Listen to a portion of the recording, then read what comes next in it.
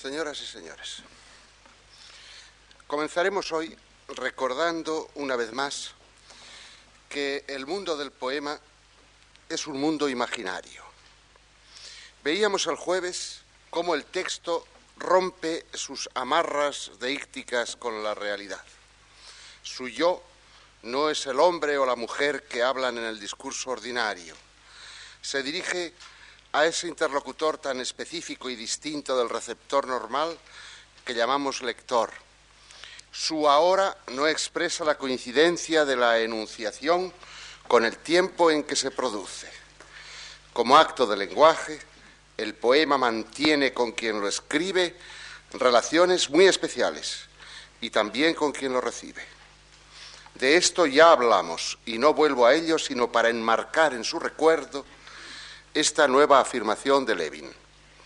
Dada la idea de que el mundo del poema es un mundo ajeno, resulta normal que el lenguaje empleado para describirlo sea distinto al que se emplea para describir el mundo ordinario.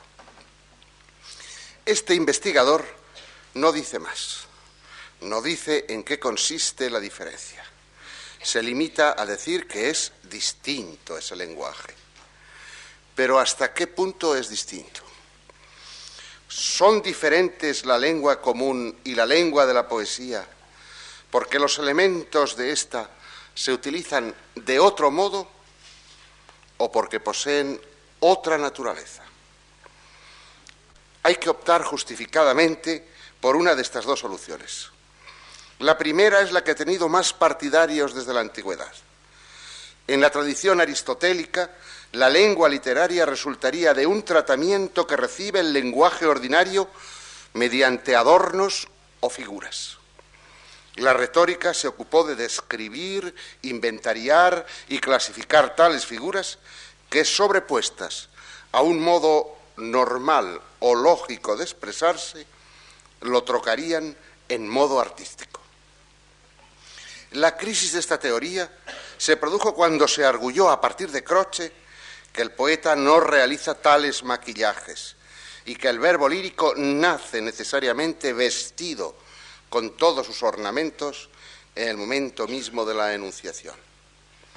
Frente a aquella antigua postura, ya periclitada, otra muy difundida, que se identifica con el formalismo ruso, explica el idioma poético como producto de desvíos o usos especiales respecto de la norma general, con una mínima precisión científica que necesitamos para poder diagnosticar los apartamientos y que no se da entre los formalistas. En cierto sentido, nuestro hablar cotidiano también está lleno de desvíos, aunque sean involuntarios. En cualquier caso, tanto la teoría de las figuras como la teoría de los desvíos hacen depender la lengua poética de la lengua común. Serían las figuras o serían los desvíos, que pueden ser a su vez figuras, los que harían a la lengua poética distinta. Otra hipótesis quiere romper esos vínculos entre lengua ordinaria y lengua artística, dotando a esta última, a la artística, de plena autonomía. Me parece que cabe poner a la cabeza de tal tendencia a Charles Bailly, el cual escribía en 1909 estas aserciones importantísimas que nunca he visto aludidas por los tratadistas de poética. Una obra literaria puede producir la impresión de que refleja la realidad más inmediata. Y un estilo literario puede en apariencia confundirse con la lengua de todos. Pero los dos modos de expresión, la lengua artística y la lengua común, difieren siempre, tanto por el principio que los informa como por la intención. Y añade esto, en tanto que el pensamiento literario sea lo que quiere ser, una transgresión de la realidad, habrá una lengua literaria distinta de la lengua usual. Bailly habla de lengua literaria en general. Nosotros nos referimos solo al lenguaje lírico, en el cual la opinión del gran lingüista suizo tiene aún mayor aplicación. En otro lugar, Ballí aclara aún más su pensamiento, precisando cuál es el significado que atribuye al adjetivo distinto. El modo diario de expresión, dice, proviene de un estado de espíritu que no puede manifestarse plenamente en el sistema lingüístico ordinario, y es el resultado de una necesidad estética incompatible con la trivialidad y, sobre todo, con la pobreza de la lengua común. Es una postura muy radical y muy temprana, 1909. Lástima que el famoso discípulo de Saussure no se ocupara de los rasgos que hacen diferente al idioma del arte. Tampoco lo hizo. Pero de todas maneras, está claro que para él ese idioma no depende de la lengua cotidiana, como ocurría en el aristotelismo y en el formalismo, sino que es un fenómeno aparte, el cual la lengua cotidiana es incapaz de producir. Ballí se sitúa en los antípodas de otro lingüista no menos eminente, el norteamericano Edward Sapir, que en su libro clásico Language, de 1921, dedica el último capítulo a las relaciones entre el lenguaje y la literatura. Allí señala cómo esta, la poesía concretamente, es un reflejo de la lengua en que se escribe y cómo el artista va conducido por lo que el idioma le permite. La lengua le proporciona cuanto puede necesitar. En la lengua están ya todos los elementos fónicos, léxicos y gramaticales potencialmente preparados, diríase que como las notas en el arpa de Becker. El lenguaje, dice, es siempre capaz de dar expresión a la individualidad del artista. Si en una lengua determinada no aparece ningún artista literario, esto no se debe esencialmente a que la lengua constituya un instrumento demasiado débil, sino al hecho de que la cultura del pueblo no es favorable al nacimiento de una personalidad que se afane por encontrar una expresión poética. He aquí, pues, dos polos de pensamiento. Sapir afirma que la lengua común proporciona al poeta todos los elementos precisos para su expresión. Ballí asegura todo lo contrario. La lengua común es insuficiente, por pobre y trivial, y el poeta ha de emplear otra lengua. En lo que va a seguir, trataré de ofrecer argumentos a favor de esta última tesis y de esbozar una explicación acerca de en qué consiste esa otra lengua. Que el idioma poético está muy alejado del no poético es algo que no cabe poner en duda si oímos a los poetas mismos. Me fijaré en uno que ha sabido discurrir egregiamente sobre su arte, Paul Valéry. En La joven parca había escrito un verso que obligaba a leer el adjetivo tiède, tibio, con diéresis, tiède. Ello provocó reacciones poco favorables y el verso fue incriminado. Valéry, en 1927, se dirigió al director de la Revue de Philologie Française, Léon Cléda, defendiendo su derecho a tal escansión. Es exacto, le decía, que yo, con mi propia autoridad y contra la costumbre, he realizado la diéresis ti-e-de, con la intención de obtener un cierto efecto. Se extiende después en una contraposición entre el uso general e inconsciente del idioma común, así lo califica él, los praguenses lo llamaban automático, y el uso del poeta, dice que no se mueve en el sistema de la lengua vulgar, sino en otro sistema bien distinto. Sistema distinto, proclama Valéry. Lengua distinta, había sentenciado Ballí. Son dos aserciones aparentemente, solo aparentemente coincidentes, de un gran lírico y de un gran lingüista. Resulta natural que otros lingüistas menos sensibles que el ginebrino al fenómeno literario disintieran en la línea de Sapir. En este caso concreto de tiède fue nada menos Antoine Meillet, el máximo indoeuropeísta del momento. Meillet refunfuñó de las libertades que los artistas se tomaban con la dicción versificada. Con mi propia autoridad, había afirmado solemnemente Valéry. Esto es, no con la autoridad con lo que autoriza el idioma, que impone un código cuyas disposiciones ordena la gramática. Esa es la postura del poeta. El idioma es él, no lo que el consenso social ha decidido que sea. Por supuesto, el material de la poesía, claro, no es sustancialmente distinto del material lingüístico común, como son comunes las piezas de un mecano que luego forman diversos objetos. El poeta es un hombre que sabe su idioma en la misma medida, a veces en medida mayor o menor que otros hablantes. Dispone de palabras y de reglas para combinarlas.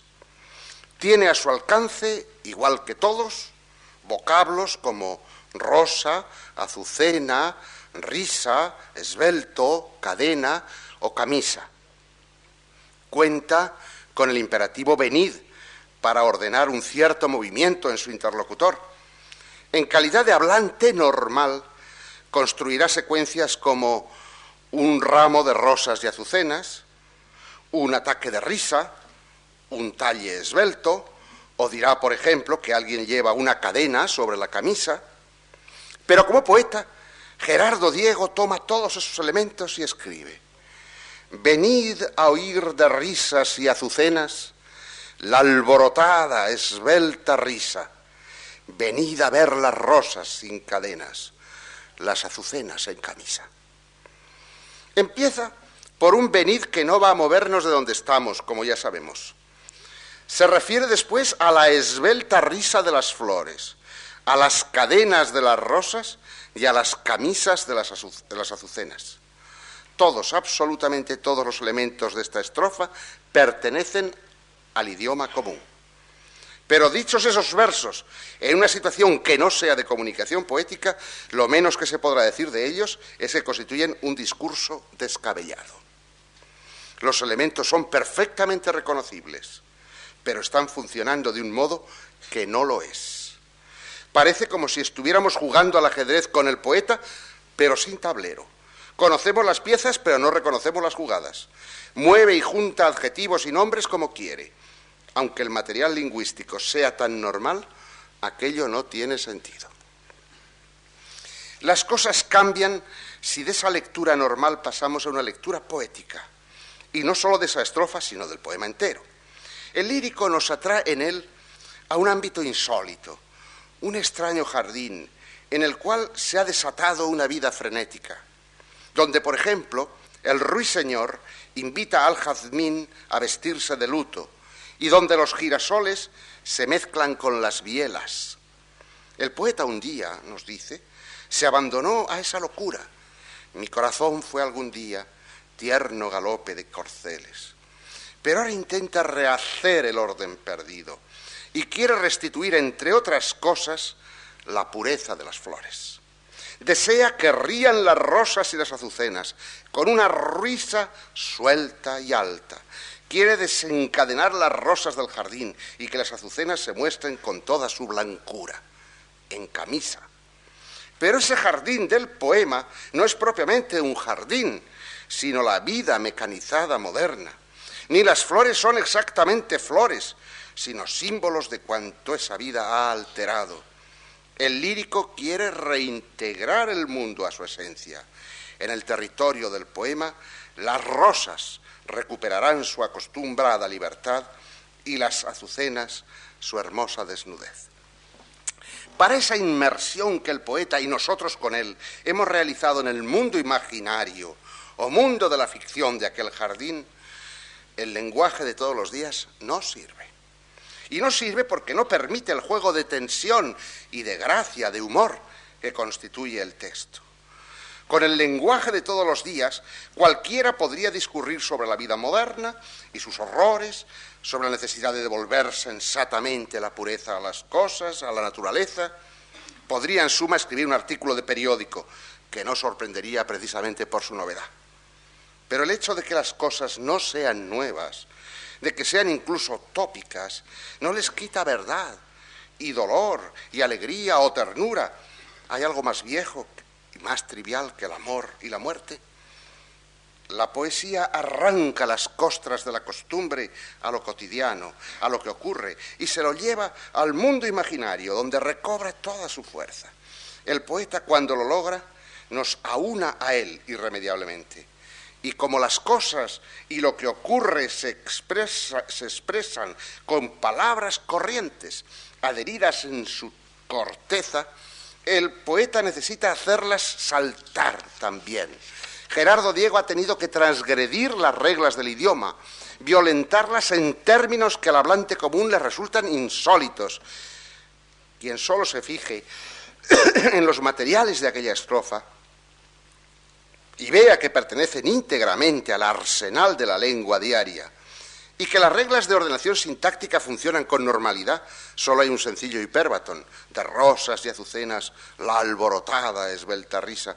Es lógico que interprete las anomalías del texto como usos especiales del idioma en el cual, según Sapir, está toda la poesía en potencia.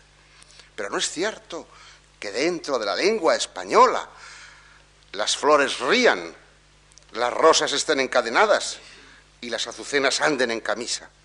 Si la lengua española es ese sistema que todos empleamos para hablar, no es verdad que nos autorice a construir tales sintagmas, que nos autorice a decir tales cosas sin pasar por locos. Es preciso reconocer que Gerardo Diego está usando los materiales del idioma español con otras reglas que él le impone y que nosotros tenemos que aprenderlas para entenderlo, porque las reglas que hemos aprendido inconscientemente desde niños no nos sirven. Como primera conclusión muy provisional, alcanzamos esto. El lenguaje poético es un lenguaje que aprovecha en gran medida, no del todo, a veces más, los materiales del lenguaje común, pero que no queda sometido a todas sus reglas, lo cual supone tanto como afirmar que es otro juego, otro lenguaje, como quería Ballí. Desde esta conclusión, podemos ver ahora lo equivocada que está la hipótesis de la lengua artística como desvío. Jean Cohen, lo veíamos el primer día, su último y más elemental postulador, ha hecho la conocida afirmación de que el idioma poético es la antiprosa, entendiendo por prosa la que presenta el grado cero de artificio en el uso de los científicos. Ojalá fuera así de sencillo, porque entonces podría describirse sin otra dificultad que poner un signo más donde en la ordinaria hay un menos y al revés. Lengua ordinaria y lengua del arte resultarían hermanas siamesas unidas por la espalda, y la artística sería, por tanto, una lengua perfectamente organizada y aprendible por el hecho de conocer la ordinaria. Si a un guante se le da la vuelta, sigue siendo el mismo guante. El problema es mucho menos simple. Hemos dicho que el lenguaje de la poesía no queda sometido a las reglas del estándar. Está liberado de muchas de sus obligaciones, aunque como veremos no de todas. Y ser libre implica, entre otras posibilidades, el derecho a renunciar a la libertad. No lo veían así los formalistas. Alguien tan próximo a ellos como Mukarovsky escribió: la violación de la norma del lenguaje estándar, su sistemática violación, es lo que hace posible la utilización poética del lenguaje. Esto no ocurre siempre de este modo. Puede haber poemas o fragmentos de poemas sin más quebrantos que los impuestos por la matriz convencional: rimas, metro, pausas y acentos. Lo que caracteriza a la utilización poética del lenguaje no es tanto la transgresión como la posibilidad de las transgresiones. Pero si es así, si los poetas pueden tomar las reglas o dejarlas, ¿podemos llamar propiamente lengua al idioma que usan? Eso es lo que hace Valéry al llamarla sistema distinto. Por eso he dicho que solo aparentemente coincide con Ballí, el cual se limita a decir que es un lenguaje diferente. Para Valéry se trata de una lengua, y esto no es verdad. Si partimos de definiciones estrictas de lengua, como la de Chomsky, para quien esa entidad es un conjunto infinito de oraciones, el infinito número de oraciones que todos podemos formar y que se han formado con la lengua española. Eso es la lengua. Construido, esas oraciones construidas con un conjunto finito de símbolos. Las palabras que sabemos que están en el diccionario son limitadas, es finito. Por un conjunto finito, también finito, de reglas. Las reglas de la gramática que nosotros aprendemos desde niños son también finitas, de lo contrario no las podríamos aprender.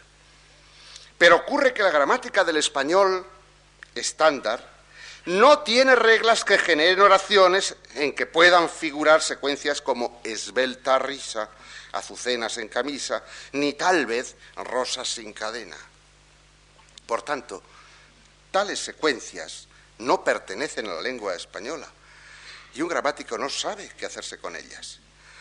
Discípulo de Chomsky, discípulos, no él nunca entró en cuestiones de lengua poética, pero sí sus discípulos, intentaron darles asilo de modos diferentes. Unos como Van Dyck, en aquella fantasmagoría de las gramáticas del texto, concebía una gramática con reglas capaces de generar todas las oraciones del estándar y todas las oraciones de la poesía. Otros, discípulos suyos, apelaban a artilugios delirantes como el propuesto por Robert Di Pietro en 1970, es decir, en plena euforia de la poética generativa, el cual, tras analizar el verso de Emily Dickinson, I dwell in possibility, yo habito en la posibilidad, y hacer ver que ninguna regla del inglés autoriza tal construcción, proponía que la gramática se ocupara no sólo de formular reglas, sino también de nuestra capacidad para transformar las reglas, lo cual sería algo así como rizar los rizos de un calvo. El caso es que si partimos de la definición estricta de lengua como el conjunto infinito de oraciones que genera un conjunto finito de reglas, la sospecha de que no existe una realidad ontológica llamada lengua poética es perfectamente lícita, porque la exigencia mínima que debe cumplir una gramática es, según Chomsky y en palabras de Edmund Bach, que prediga todas las oraciones y sólo las que sean gramaticales en una lengua. Puesto que esto es así, ¿puede imaginarse una gramática capaz de predecir todas las oraciones posibles en poesía? En la lengua ordinaria sí, porque las reglas no hacen sino formular convenciones colectivas, y del adjetivo esbelto yo puedo pronosticar que ha de aparecer en frases donde acompaña a nombres como mujer, hombre, talle, tallo, árbol y pocos más, que designan objetos con una dimensión vertical, animados o inanimados. Pero jamás podré predecir, una gramática no podrá predecir que esbelto se predique de risa. Una risa esbelta constituye una formidable anomalía. Y es que en el verso el código puede ser violado o no, de donde resulta que sus aplicaciones son impredecibles, por lo cual no es código. Y si no hay código, no hay lengua propiamente dicha. Escribiendo un poema, el lírico ha de saltar el cerco de su vida ordinaria, no solo con la imaginación, sino también con el idioma. Ha de romper aquellas bardas para salir a un ancho campo, donde nada es como era dentro. La lengua de la poesía es imprevisible, como el vuelo de un pájaro que escapa de su jaula. Ella también se evade en gran medida de la gramática, y si la gramática de la poesía, ese viejo sueño de Jacobson jamás realizado, resulta imposible, estaremos lejos de tener razón al afirmar que el idioma de la poesía no es una lengua.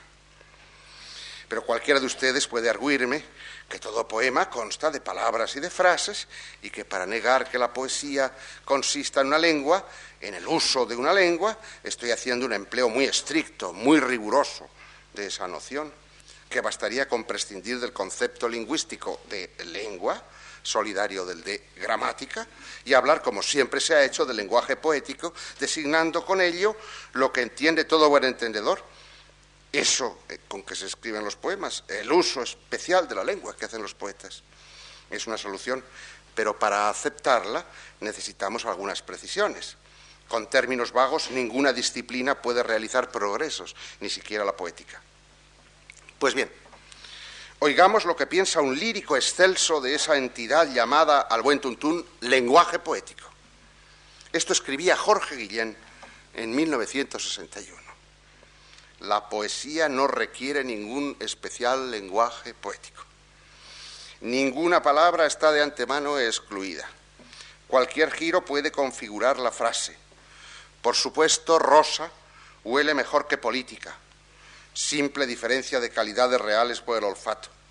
A priori, fuera de la página no puede adscribirse índole poética a un nombre, a un adjetivo, a un gerundio.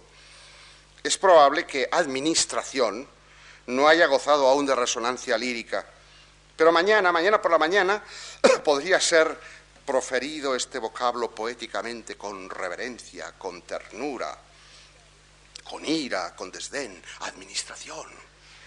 Bastaría el uso poético, dice Guillén, porque solo es poético el uso, o sea, la acción efectiva de la palabra dentro del poema, único organismo real.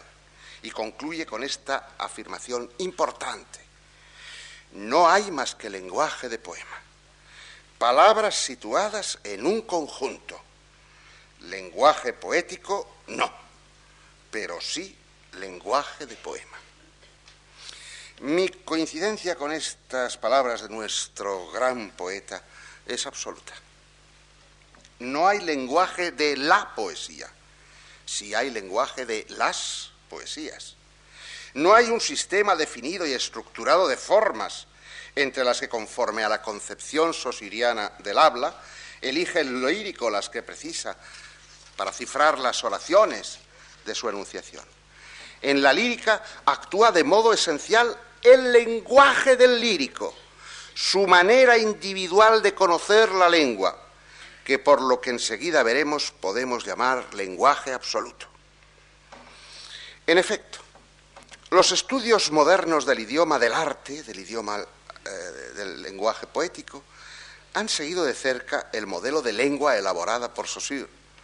Sería esta un sistema de signos comunes a todos los hablantes, acuñados en nuestro cerebro y dispuestos para convertirse en habla cuando necesitamos hablar.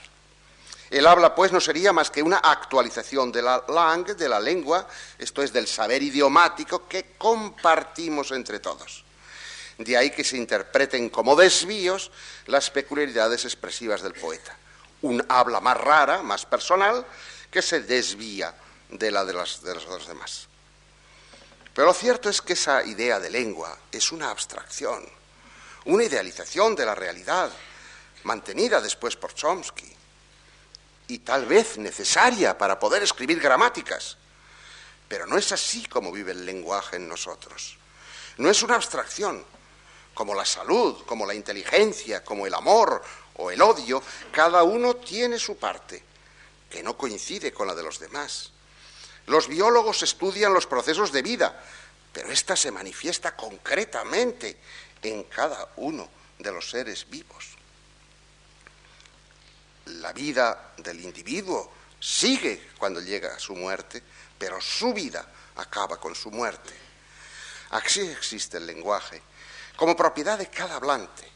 Ya en 1952, nuestro Dámaso Alonso protestaba contra la abstracción saussuriana, pero escribía en español y era difícil que nadie le hiciera caso. Han tenido que ser posteriormente la sociolingüística y la psicolingüística, con todo su impresionante desarrollo actual, las disciplinas que mostraran la insuficiencia del modelo saussuriano, adoptado también con poquísimas diferencias, como he dicho, por Chomsky. Mi saber del idioma no coincide con la de ninguno de ustedes. El de ninguno de ustedes coincide con el de los demás.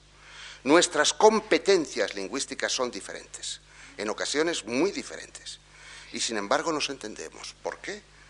Pues porque conforme al principio de cooperación tratamos de entendernos y usamos solo aquellas porciones de la lengua española que compartimos. Para una persona cultivada, hablar o escribir es hacer uso de solo una parte de su competencia idiomática, adoptando los registros pertinentes en función de su interlocutor. Digamos, entre paréntesis, que el habla vulgar del iletrado consiste en la imposibilidad de variar de registro, y el habla del pedante en su falta de voluntad para variar. Pero el poeta se recluta entre las personas idiomáticamente cultivadas y normalmente nada pedantes. Pues bien, el lírico, cuando escribe poesía, lo que hace es no renunciar a su posesión, a su sentimiento, a su conocimiento individual del idioma. A priori no renuncia a nada. Si en su lenguaje absoluto, el que no comparte con los demás, las risas son esbeltas, lo dice. Si para Alberti las olas arden, no se lo calla. En el mundo imaginario en que entran, todo su idioma es suyo, el que saben, el que sospechan o el que inventan. Y este es el lenguaje de la poesía, el lenguaje de la no renunciación, salvo que obliguen a renunciar no las leyes de la gramática o de la semántica, sino las de la estética. En muchas épocas de la historia, los poetas se han doblegado con gusto a las normas de una poética vigente y han hablado de verde hierba, pintados pajarillos, aves canoras, frentes de marfil y cabellos de oro. Han renunciado a su lenguaje su lenguaje creativo, para adoptar un lenguaje convencional del arte de su tiempo. Pero este formaba parte también de su lenguaje absoluto, como hablantes de poesía. No creo que mi interpretación del lenguaje poético coincida con la que ofreció Eugenio Coseriu en sus tesis sobre el tema lenguaje y poesía de 1968. La tesis sexta dice así: el lenguaje poético resulta ser no un uso lingüístico entre otros, sino lenguaje simplemente, sin adjetivos, realización de todas las posibilidades del lenguaje como tal. La séptima tesis impugna la concepción jacobsoniana y formalista en general de una supuesta función poética que se superponga al lenguaje, porque el lenguaje ya alberga entre sus posibilidades la tal función. Por fin, la tesis octava reafirma lo dicho en la sexta. Se llega, pues, a la conclusión, dice esta tesis, que el lenguaje poético representa la plena funcionalidad del lenguaje y de que, por tanto, la poesía es el lugar del despliegue de la plenitud funcional del lenguaje. Estas excepciones parecen repetir la concepción de Sepir, el lenguaje como instrumento apto para todas las melodías, pero tanto Sepir como Coseriu se refieren al idioma socializado, colectivizado, y no es ese el que emplea el poeta, no es el lenguaje a secas y sin adjetivos, sino su lenguaje, el que él posee en la soledad de su mente, su lenguaje total. Tomemos una palabra cualquiera de significado bien neto, por ejemplo, ladrón. Sus acepciones están fijadas en el diccionario y difícilmente sentiríamos simpatía por nadie que mereciera el nombre de ladrón. Es alguien que quita algo y, como diría la Academia, ladrón se toma siempre a mala parte. A un medicamento que nos deja libres de fiebre no se nos ocurriría llamarlo ladrón porque nos la quita. Su acción nos beneficia.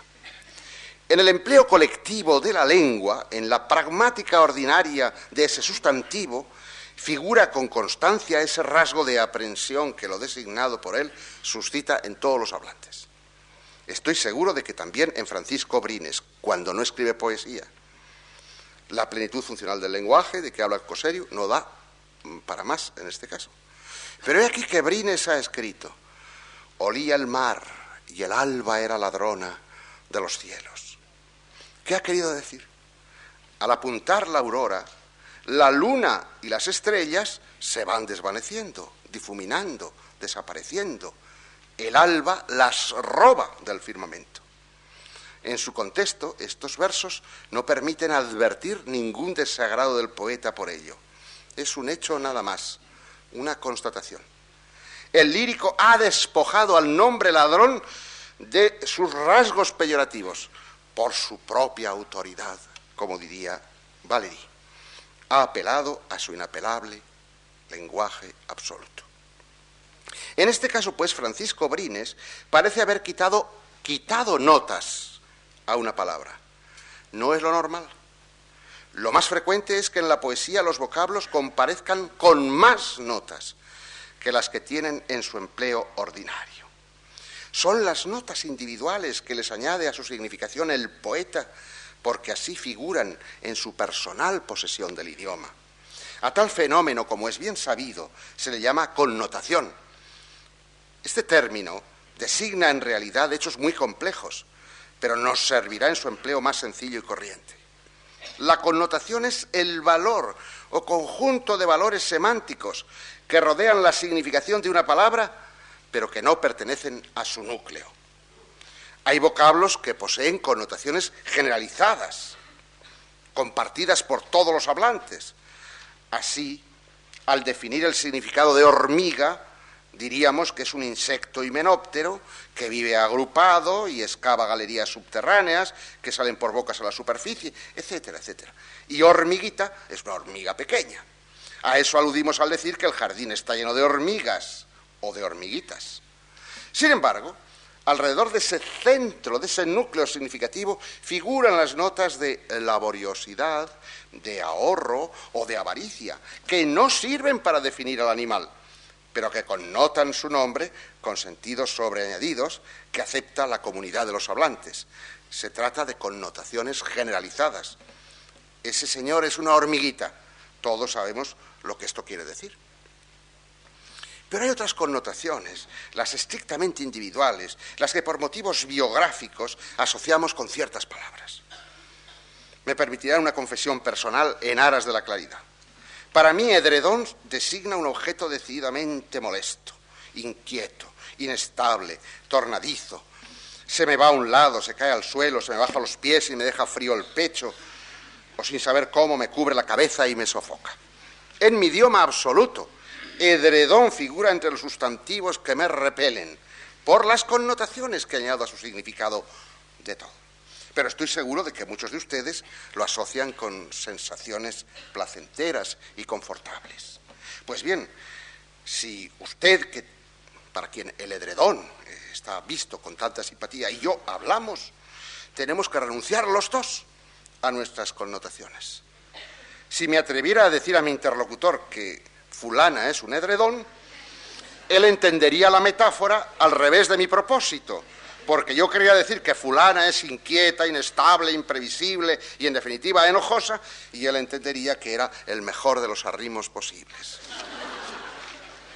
Las connotaciones individuales forman parte, pues, de lo que vengo llamando nuestro lenguaje absoluto. Cada uno tiene el suyo, nuestro lenguaje personal.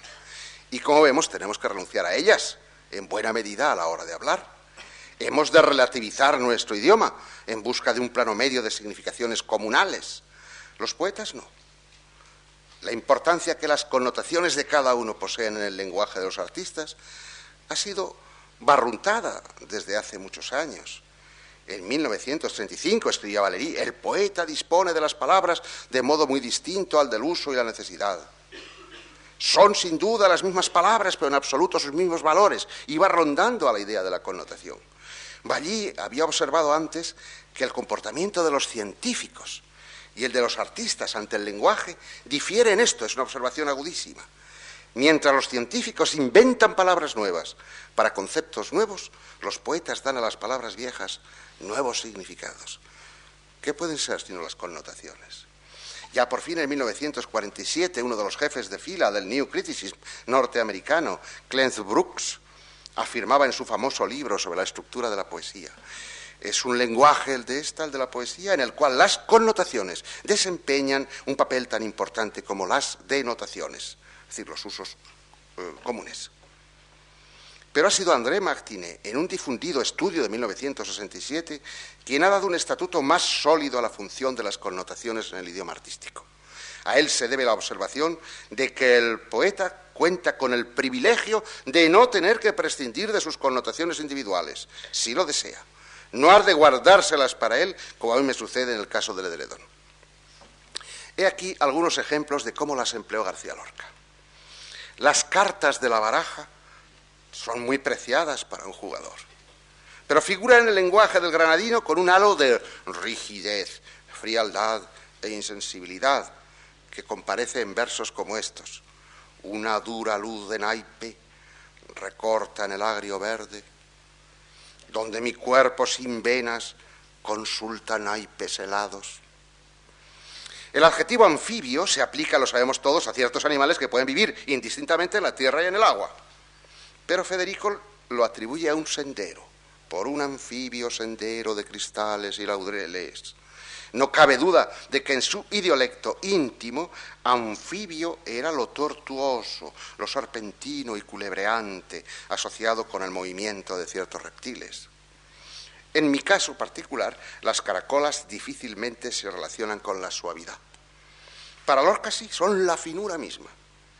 Y los gitanos del agua levantan por distraerse glorietas de caracolas y ramos de pino verde. Al saltar los peces, construye cada uno su placita, su glorieta de caracolas o espuma y de gotas de agua que semejan en el chapoteo ramas de pino. En La casada infiel las caracolas reaparecen con su connotación lorquiana. Ni nardos ni caracolas tienen el cutis tan fino. Y aquellos gitanos del agua, los peces, están vistos con las notas personales, las connotaciones suyas de agilidad y gracia y desenfado inútil y bello con que aparecen los hombres gitanos del romancero, que no coincide con la visión que del gitano, las connotaciones que del gitano pueden tener los demás. El lírico, pues, cambia el idioma en el poema, connotándolo, a veces de modo bastante sorprendente. Jorge Guillén comienza así su décima, Verde hacia un río. Pasa cerca, se refiere al río que corre por debajo de un bosque que está en pendiente. Pasa cerca, le adivino. Con él cantan, con el río, con él cantan, y en follajes aún más sonoros, no bajes deprisa, pero sin trinos, los pájaros, es más fino su gorjeo, etc.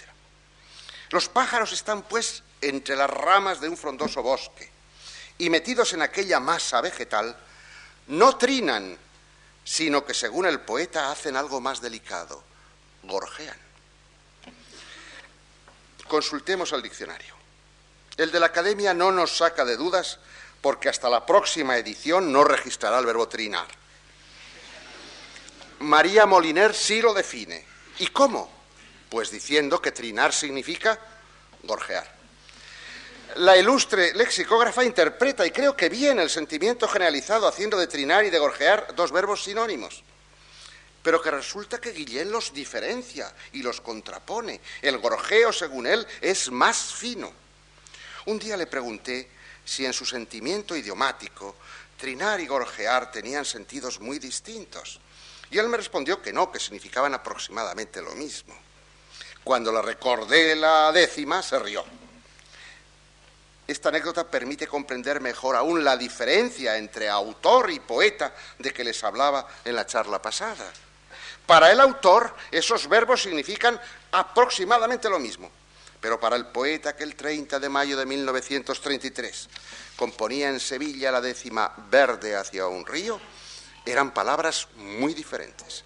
Trino le acudía a la pluma con una connotación de estridencia, casi de chirrido, y los pájaros de su bosque transfigurado hacían algo más suave, con notas de extraordinaria finura, gorjeaban. Repetimos que el lenguaje absoluto del lírico es todo cuanto sabe del idioma. Lo corriente, lo raro, lo dialectal, lo vulgar, lo sublime, el barbarismo último y hasta los arcaísmos, lo que nadie emplea ya. También en este sentido vale la conocida aserción de Hölderlin, según la cual el poeta es el más utilitario de los seres. Pero sobre todo su lenguaje cuenta como principal impulso con las connotaciones particulares, insisto. Ellas le sugieren casi todo. Le sugieren las comparaciones que va a hacer, las metáforas, los adjetivos, que son como el color en el cuadro. Observen este raro adjetivo de Rafael Alberti. 7 toros y 7 espadas, rayos rectos en curva. Hay un oxímoron. Rayos rectos y a la vez curvados. La curva es verdadera, así son las espadas del toreo. Entonces, ¿por qué recto? ¿Por qué rectas? Tal vez porque connotativamente el sentido de rígido que tantas veces acompaña a lo recto, señor recto es un señor rígido, ha desplazado el significado conceptual de esta palabra. Tal vez porque el movimiento con que el diestro hunde el estoque en el lomo del toro es bien derecho. Yo dudo en la interpretación lógica de estos verbos porque no coincide mi lenguaje de estas palabras, porque no coincide mi lenguaje con el lenguaje absoluto del poeta, lo cual no impide que estas ambigüedades adquieran sentido plenamente luminoso en el mundo imaginario que recorro con Alberti. ¿Qué sentido? No sé, no me sirve el idioma corriente, porque en él, en el idioma corriente, lo recto no puede ser curvo. Tengo que contar lo que quieren decir esos versos dentro del mundo ideal en que habitan. Tengo que subirme en ese mundo. Y para decir entonces lo que significan, no puedo decir más que esto. Estos versos significan 7 toros y 7 espadas, rayos rectos en curva. Insisto, casi todas las peculiaridades del habla del poema son debidas a las connotaciones. Los símiles, por ejemplo, tan característicos de cada lírico. Los entierros aburridos como piedras, escribió Luis Cernuda. Eres hermosa como la piedra, escribió Vicente Aleixandre. Idéntico término de comparación, la piedra, y sin embargo, qué notable diferencia de actitudes connotativas ante ella. En el sentir común, las piedras no son ni aburridas, ni dejan de serlo, ni hermosas, ni dejan de serlo. Pueden serlo, sí. ¿Qué es una habitación para Jorge Guillén, el Jorge Guillén de Cántico? Lo sabemos todos, un recinto de bienestar. Hacia mi compañía, la habitación converge.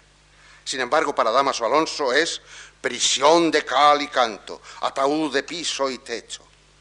No puede hacerse un inventario de los efectos de la connotación en la poesía. Impulsa, sugiere, guía el lenguaje del poema, tanto en lo que tiene de más personal como en lo que es puro acarreo, casi automático, de lo que ya tiene prestigio lírico. Muchas palabras, muchos giros, ya vienen connotados como poéticos por la tradición. En gran parte de la poesía clásica ocurre así, lo veíamos en el caso de los epítetos clásicos, y el poeta entonces se limita a sustituir una convención, la del lenguaje práctico, por otra, la de la norma poética. Se trata de un problema que aquí no voy a abordar. El progreso histórico de la lírica ha consistido formalmente en un avance de los escritores hacia la conquista cada vez más decidida y audaz de su lenguaje absoluto. No afirmo que entre los grandes poetas del siglo de oro y aun anteriores ese movimiento no se produzca. Lo que quiero decir es que son los puntos de partida de un proceso crecientemente libertador con el predominio progresivo de las connotaciones. Pero no supongamos que ese idioma individual del lírico es tan libre que no sufre constricciones. Es libre, o bastante libre, con relación al estándar, pero está condicionado por sí mismo. La lengua del texto puede dominar al poeta, alzarse casi con el gobierno del poema. Algunos lo han sostenido exageradamente, pero no sin un punto de razón. Paul Éluard, por ejemplo, escribía en 1968, el poeta está dirigido, no hace lo que quiere, sino lo que puede. Las circunstancias se le imponen de un modo imposible. Quiere hablar de la mujer que ama, habla de los pájaros. Quiere hablar de la guerra, habla del amor. Y así el poeta solo conoce el título de su poema después de haberlo escrito. Es exagerado, ya digo. Lacan, por su parte, hacía en 1970 esta afirmación taxativa. No hay más dueño que el significante. Desde Freud se ha buscado a este fenómeno una base psicoanalítica, no entrar en ello. Lo observable por un lingüista es que en el texto poético las palabras reaccionan entre sí. Las ya escritas reaccionan con las que van a venir y contraen ciertas relaciones intratextuales que difícilmente se hallan en otras formas de discurso. Es fácil observar esa fuerza intratextual en las rimas, donde ciertas palabras llegan al poema atraídas por otras que ya están o que quieren aparecer. Se presentan allí contra la voluntad del lírico. El más terrible resultado de esa visita es el ripio. Ninguno está libre de su enojosa intromisión, ni siquiera el inmenso Rubén Darío, que fue capaz de escribir esto en serio. En su boca ardiente yo bebí los vinos y pinzas rosadas, sus dedos divinos me dieron las fresas y los langostinos. Pero esa fuerza asociativa no solo actúa en las... habría una connotación a lo mejor para él, los langostinos serán una cosa verdaderamente. Pero esa fuerza asociativa no solo actúa en las rimas, ni siempre posee efectos nefastos. Así, por ejemplo, un vocablo puede llamar a su vecindad a un parónimo, a una palabra que tiene una forma semejante, pero que significa algo muy distinto. Al ponerse juntas, no solo se asemejan en la forma, sino también en el significado. El formalista Tinianov lo expresó así. Si se alinean ordenadamente palabras dispares, pero de sonoridad parecida, se volverán parientes. Vean un caso probatorio. Antonio Espina protestó en Fin de lectura, un poema, de la gran cantidad de libros que se publican en el mundo sobre cosas que no importan realmente a la humanidad. Hay otras mucho más trascendentes. Lo dice en la cuarta estrofa. El hambre, la hembra, es texto vivo. El vocablo hambre ha traído intratextualmente, ha traído por paronimia a hembra. No hay entre esos nombres ninguna relación significativa que permita reunirlos como sujetos de una única predicación. Pero Espina los ha juntado y en ese verso han emparentado, como dice Tinianov, hasta el punto de que el verbo puede concordar con ellos en singular. El hambre, la hembra, es texto vivo. Tendría que hablar ahora de otras circunstancias que limitan la libertad del poeta para emplear su lenguaje absoluto. Así, los fenómenos de intertextualidad, como el recuerdo de un texto ajeno lo condiciona para inventar el suyo. Ni una golondrina ya llega a buscar tus aleros, escribe León Felipe, bajo la tutela de Becker. Pero tengo que sacrificar esta cuestión para dedicar lo poco que falta a otra más importante. El lenguaje que emplea el lírico no consiste solo en los materiales léxicos, donde hasta le está permitida la invención o la formación de palabras. El profesor José Antonio Mayoral está preparando una curiosa relación de extravagancias morfológicas en nuestra poesía contemporánea. El poder del poeta es menos amplio en la sintaxis, porque su profundo quebranto conllevaría la destrucción del mensaje. En ese punto, lo que se permite el texto es un suntuoso despliegue de artificios sintácticos, anáforas, hipérbatos, quiasmos, anadiplosis, catáforas, docenas de figuras que la retórica catalogó. Pero es en el plano fónico donde hallamos los impulsos últimos en la construcción del lenguaje del poema. Me refiero concretamente al ritmo. Del metro, que es otra cosa, también habría que hablar, de cómo condiciona las elecciones del lenguaje del verso para que quepa y se acomode en las sílabas fijadas. Ya no me queda tiempo para ello. El ritmo, todos lo sabemos, todos lo sentimos, aunque sea tan difícil definirlo. El metro contribuye a él, pero no es el ritmo. Del ritmo se ha dicho que es la cualidad total del movimiento del verso.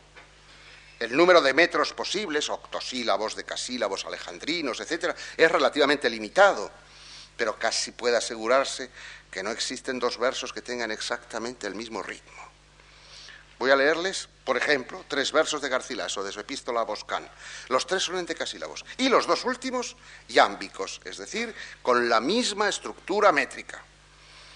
Le dice a Boscán: tú que en la patria entre quien bien te quiere, la deleitosa playa estás mirando y oyendo el son del mar que en ella hiere. Estos 2 versos finales son métricamente iguales, pero habrán podido apreciar su diferencia de ritmo. Es tan potente la acción rítmica en la construcción del lenguaje del poema que puede preceder incluso al tema y hasta a la simple intención de escribir. Tenemos un testigo, Paul Valéry, que confesaba: mi poema El cementerio marino comenzó en mí por un cierto ritmo, que es el del verso francés de 10 sílabas, dividido en 4 más 6. No tenía aún ninguna idea que ocupara esta forma. Poco a poco, palabras flotantes se fijaron en ella, determinando cada vez más el tema, y el trabajo se impuso. Obsérvese que Valéry atribuye al ritmo la posibilidad de sugerir, de inventar en su acepción etimológica, de hacer venir las palabras. De igual manera que el viento congrega las hojas de los árboles. Declaraciones paralelas a las de Valéry pueden leerse en escritores españoles. Aduciré solo esta de Unamuno. Un poeta, dice, es el que desnuda con el lenguaje rítmico su alma. El ritmo, además, le sirve como el bieldo de aventar en la era, para apurar su pensamiento, separando a la brisa del cielo soleado el grano de la paja. La importancia de esta fuerza es enorme, como hemos dicho, en la construcción lingüística del poema. Unido al metro, exige acentos en ciertas sílabas, pero el hallazgo de esa sílaba obliga a buscar palabras en que esté, y el poeta descubre a veces lo que no pensaba. Su rapidez o su lentitud marcan el tono del verso y se convierten en parte del contenido, forzando a la invención del lenguaje que lo expresa. Un desajuste entre ritmo y tono sería insoportable. Actúa también el ritmo sobre el orden de palabras.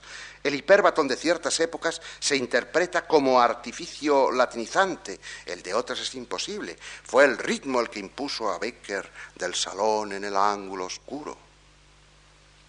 Más aún, una intensa pulsación rítmica, combinada prácticamente solo con significantes, puede edificar un sentido lírico suficiente, satisfactorio para el lector, casi en ausencia de todo significado, un significado minúsculo. La poesía negra ha hecho uso abundante de esa posibilidad rítmica. Tumba los cocos, negro, tumba los cocos, túmbalos, túmbalos, túmbalos, negro, tumba los cocos, verdes por fuera, blancos por dentro, tumba los cocos, negro, tumba los cocos, túmbalos, túmbalos, túmbalos, negro, cañaverales y bambudales, mueve la palma de cocos, negro, mueve la palma, mueve los cocos, túmbalos, negro. No hay contenido y, sin embargo, una fuerza lírica incuestionable emerge de este ritmo. El poeta es un ser dotado para el ritmo, que es tan importante en él como los latidos del corazón para producir todos los estados de vida. El ritmo, decía Juan Ramón, pone en movimiento nuestro ser. Por eso la poesía, dice, es fatalmente rítmica, igual que la danza. En ellas los ojos no ven lo exterior, sino que se ensimisman. Y los ritmos tampoco están colectivizados. El lírico los siente más que los inventa, en el trance de la creación artística, como parte de su lenguaje absoluto, como la parte quizá más importante de él, más que tal o cual palabra concreta, más que ese u otro giro sintáctico particular, más desde luego que la coherencia sintáctica del verso.